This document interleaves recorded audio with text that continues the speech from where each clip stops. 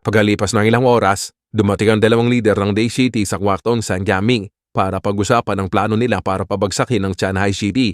Ang Dawasawa City ay matatagpuan sa ilagang kanluran ng Changhai City. Ito ay nasa magandang posisyon dahil kung kikilos sila ng mabilis, maaaring sila ang unang makapasok sa Changhai City at makuha ang malaking bahagi ng mga resources. Kaya lang, meron pa rin silang mga hamon na kailangang isaalang-alang. Kahit na bumagsak ang Changhai City, ang ibang mga malalakas na pwersa ay maaaring maging sagabal sa kanila. Para sa kaligtasan, mas maganda kung pag-aati-atiin natin ang mga resources ng Changhai City, bungkay ni San Jiaming. Dahil magkakatila-tilala na sila, wala nang paligoy-ligoy si San Jiaming. Kagad nitong ikinuwento na, alam nyo ba mga kaibigan, ang mga taga Changhai City ay tumakas sa kalagitnaan ng gabi. Ano sa palagay nyo sa ganitong oportunidad na isang matabang perasong karne?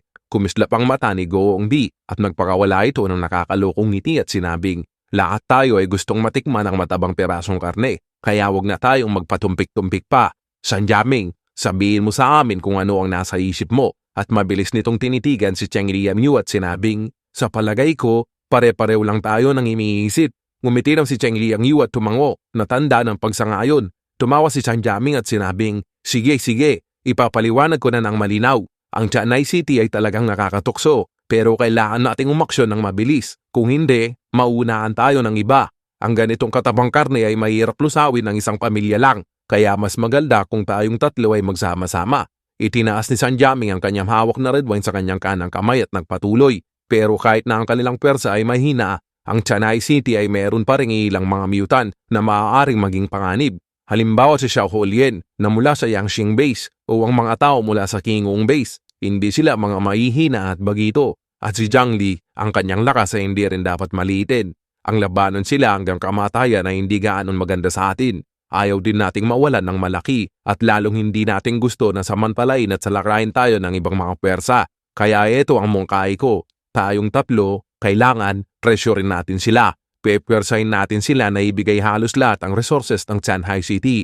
Pero aalokin natin sila para hindi naman sila kawawa. Iiwanan natin sila ng sakto lang para makasarbaid. Kung tutuusin, malaki naman ang Changhai City. Ang bigyan sila ng kaunting resources ay sapat na sa kanila para pangasiwaan. Samantalang tayo ay kukunin natin ang malaking bahagi ng teritoryo at mga supply. Lahat ng yun ng walang dumadanak na dugo. Napakagandang pakinggan, di ba?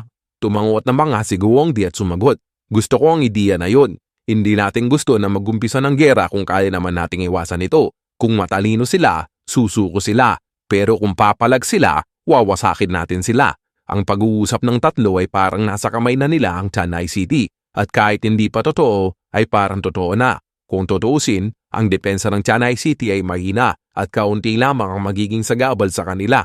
Ang mga pwersa na mula sa Changhai City ay halos mga mutant na kaunti ang bilang at humina na dahil sa mga nakaraang labanan. Sa totoo lang, ang ibang mga mutant na mula sa Changhai City ay naubos sa panahon ng labanan laban kay Yuan Guangya. Para puunan nito, magdala ang mga ito ng mga karaniwang tao. Pero kung titingnan ang lakas ng kanilang pwersa ngayon, malinaw na ang mga mutant ang Changhai City ay kasing dami lang ng mga mutant na nasa ilalim ng kontrol ni San Jiaming. Magsalita si Chen Liangyu, desidido ang tono nito. Kailangan natin kumilos kaagad bago pa maisip ng iba ang parehong ideya at magumpisa ng labanan para sa isang matabang perasong karne. Pagkatapos na mag-uusap ng tatlo, kaagad itong naglabas ng mapa ng Changhai City at nagsimulang atiin ang teritoryo. Pagkatapos ng kasunduan, gumawa ang mga ito ng sulat para ipadala sa mga lider ng malalaking pwersa sa Changhai City. Si Zhang Li at ang kanyang mga kasama ay mabilis na nakaalis sa Blizzard City at sumakay sa special train ng Jiangnan pabalik sa Changhai City. Pagkalabas ng mga ito sa subway station, sinabihan ni Zhang Li ang lahat na kaagad bumalik sa kanilang mga teritoryo at magsimula ng maganda para sa depensa. Medyo hindi maapakali si Xiao Honglien habang tinitignan si Zhang Li. Sa isip nito, ngayon, ang Chao Yubing siya ay nasa ilalim na ng pamamahala ni Zhang Li. Base sa ugali ni Zhang Li, kung talagang magkakagera, lagi lang nitong iniisip ang kanyang sariling kapakanan at malalapit sa kanya. Kaya sa malamang, kami ang magiging sakripisyo. Lumapit ito kay Zhang Li at nagtanong, kung ang mga mutant mula sa Day City ay darating para patayin kami, pupunta ka di ba para iligtas kami? Siyempre, sagot ni Zhang Li. Hindi nakapagsalita si Xiao Honglien dahil ang sagot ni Zhang Li ay masyadong mabilis at direkta na nagmumukhang hindi totoo. Matagal lang nakikipaglaban si Xiao Honglien kay Zhang Li at siyempre, alam nito kung anong klaseng tao ito. Sa isip nito, ang Yangqing Base ay hindi kayang tumagal sa mga pwersa ng Day City. Kung wala ang proteksyon ni Zhang Li, magtatago lang ang mga ito sa underground shelter. Kung hindi, mahihirapan lang sila na makasurvive. Nang maisip ito ni Xiao Huanglian, nagdesisyon ito sa kanyang puso. Lumapit ito kay Jiang Li. Humingay ito ng malalim sabay sabing, "Jiang Li, pakiusap. Ikaw na ang mamuno sa Yangsheng Base." Pagkalabas ng mga salitang ito, nanahimik ang lahat at ang kanilang mga mata ay nakatitig lang kay Xiao Huanglian at Jiang Li. Kahit na ito ay medyo nakakagulat sa lahat, presumably naman ito. Hindi napigilan ni Cheng Jingwan na mapangiti at magsalita. Isang wise na desisyon. Medyo proud ito sa kanyang sarili. Kahit na ang lahat ay umaadib kay Jiang Li, alam nito ang kahalagahan ng nauna. Siya ang unang sumari kay Jiang Li, kaya ang kanyang posisyon ay mas mataas. Pero ang kanyang lakas ay hindi kasing lakas ng kay Xiao Huanglian. Habang pinapanood ni Xing Lian ang eksena sa di kalayuan, nataranta ito. Sa isip nito, anak ng, kaunti na lang kayong pwersa sa Changhai City. At ngayon, na kay Jiang Li na kayong lahat. Anong gusto niyong gawin ko?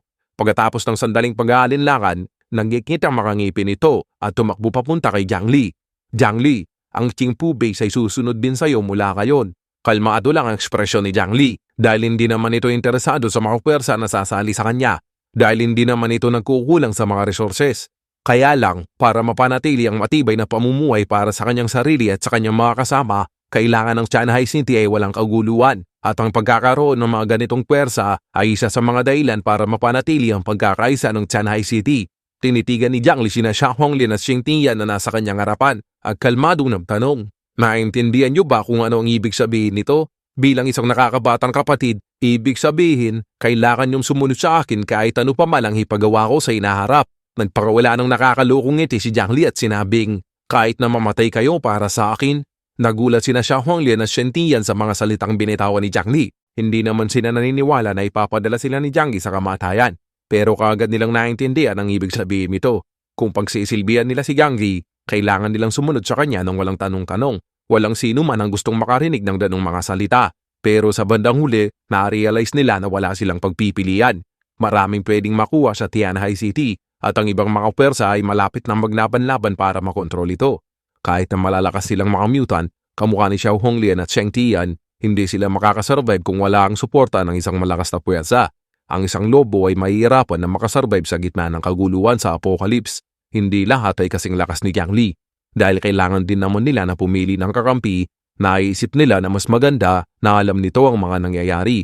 At kahit papano kay Jiang Li, magpapatuloy pa rin sila na may lugar sa Tianhai City at ma-enjoy ang kanilang posisyon. Tumango sina Xiao Huanglian at Xing Tian bilang pagsangayon at handa nang sumunod sa mga utos ni Jiang Li.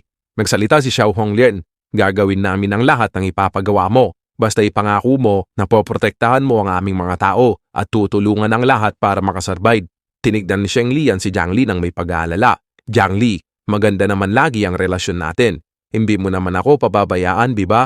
Pagkatapos ng mahabang pananahimik ni Jiang Li, nagsimulang maglakbay ang kaisipan ni Xiao Huanglian. Sa isip nito, gusto niyang sabihin ng direkta kay Jiang Li na handa siyang maging kabit para masiguro lang nito ang kanilang kaligtasan. Magiging okay lang siya dito. Pero bago pa siya makapagsalita, pinigilan nito ni Jiang Li.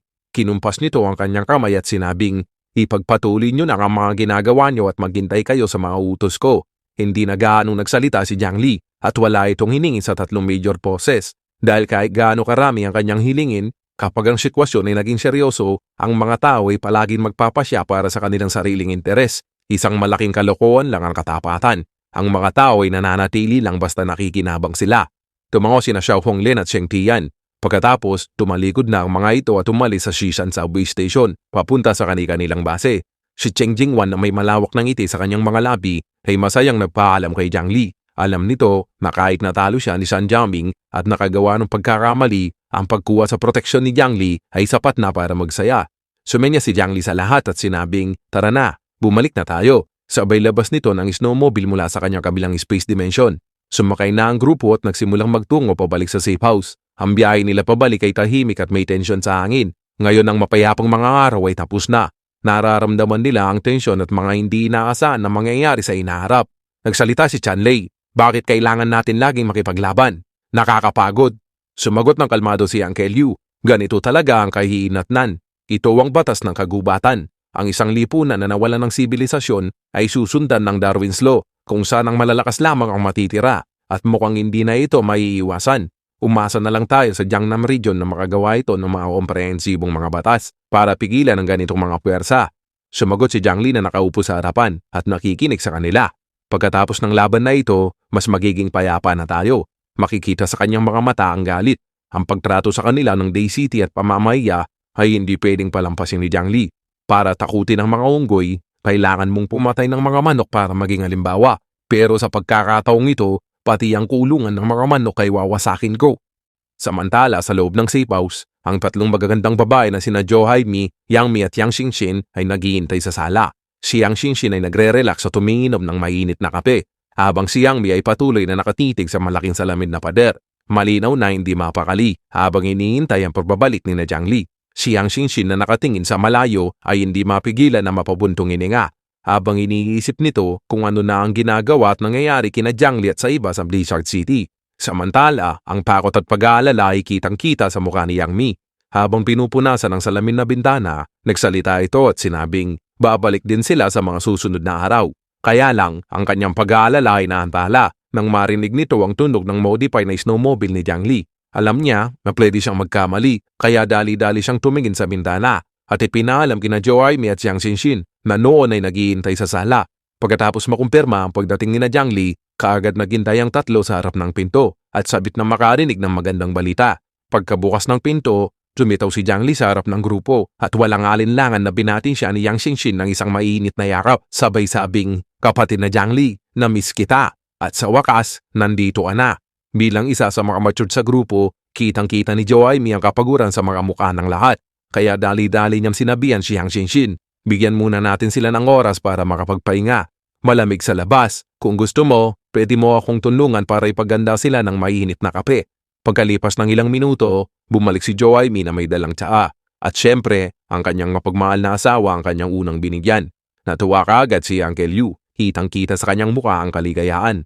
Pagkatapos ng ilang araw sa Jiangnan Region, alam niya na may pangangailangan din siya.